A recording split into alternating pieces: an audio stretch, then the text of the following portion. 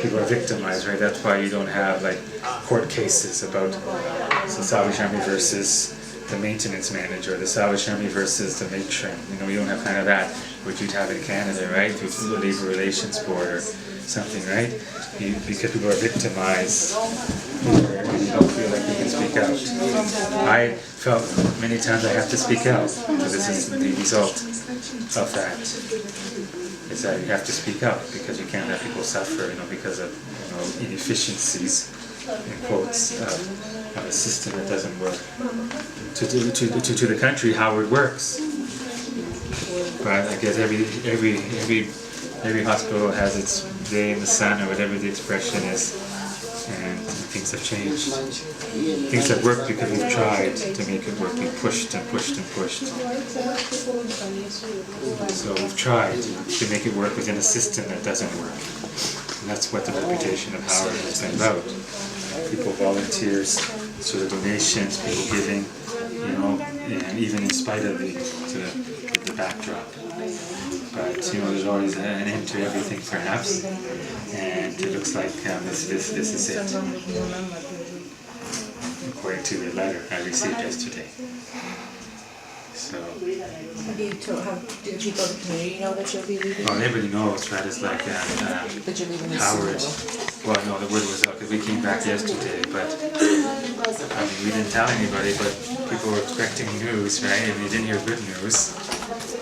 They influenced the worst. People, you know, there was a nurse there with us at the time. We maybe overheard something in the car or something, right? So all it takes is, you know, a spark to set a hospital on fire. And this is what we're at now. How do you think the community will react when they find out that you will? Well, like I said, I pray for peace. But the reality is that a quarter of a million people will be without health care. I mean, as we know it, as we have known it for 40, 50 years at Howard Hospital, things will change as of Monday. It may only be temporary, according to the Salvation Army leader. He has ideas, I presume, to build this hospital, but to the immediate community who are suffering now, it's not going to be the standard of care that we are used to, that the whole country is accustomed to. So well, there are many patients that come here from many other communities. That's right. There's a huge cry on the internet. So I hear. I don't have internet access, but there's a huge cry, and it's not just there's a national cry. There's an international outrage.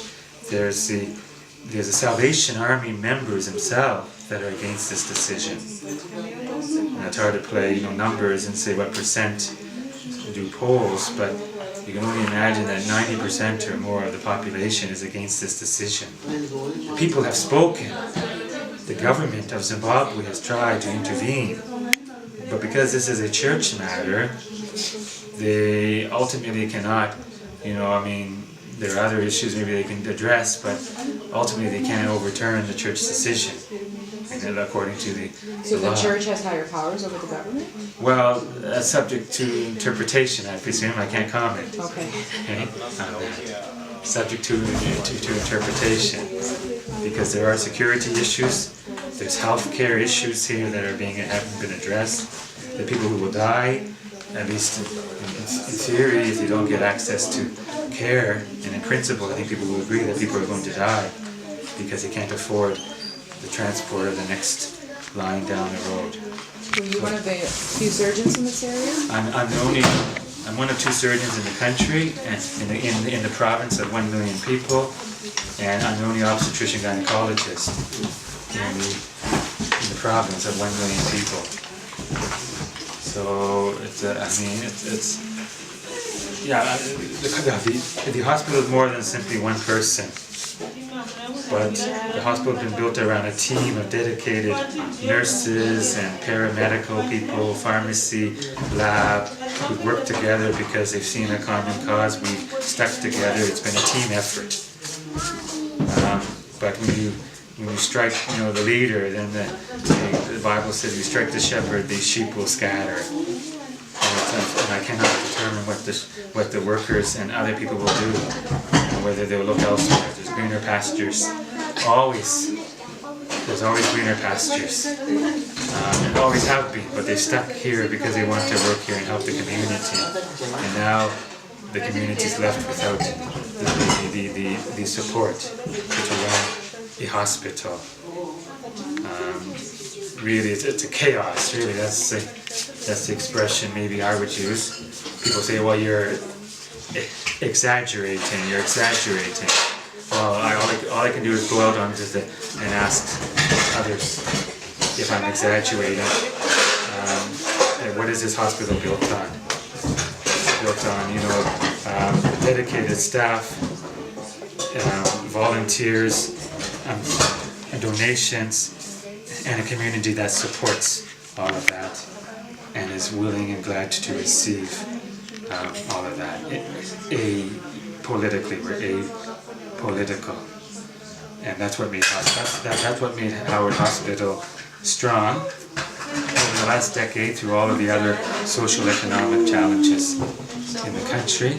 That's what kept us strong. And that's what the nation is speaking out against. But I'm only one person. I've received a letter that I'm leaving, that I'm catching a plane tomorrow evening, so I'm packing today, and tomorrow will be another day. So what can we do as part of being an international community to try to help, to try to grow life? Well, yeah, I think the message has been out there already on internet and news reports.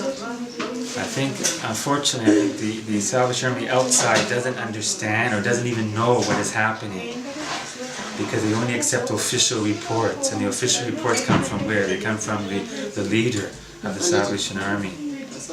They don't know what's going on, or if they do, they don't quite understand the sort of gravity of a hospital in a community of this size, given the social economic concerns in the country.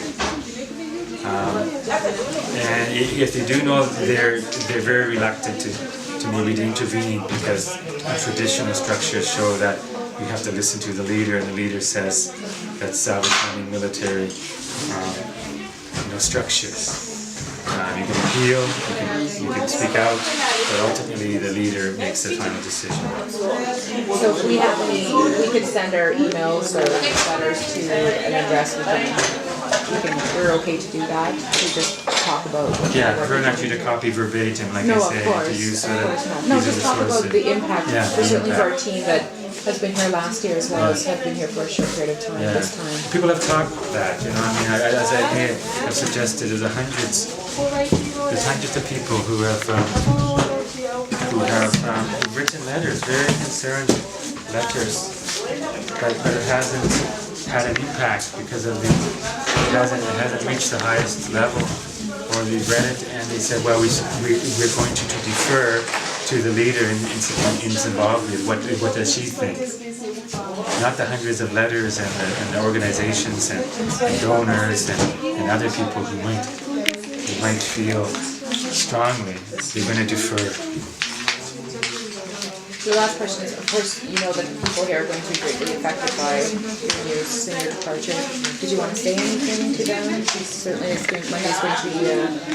Well, I say that I love the people of Zimbabwe. No further comment.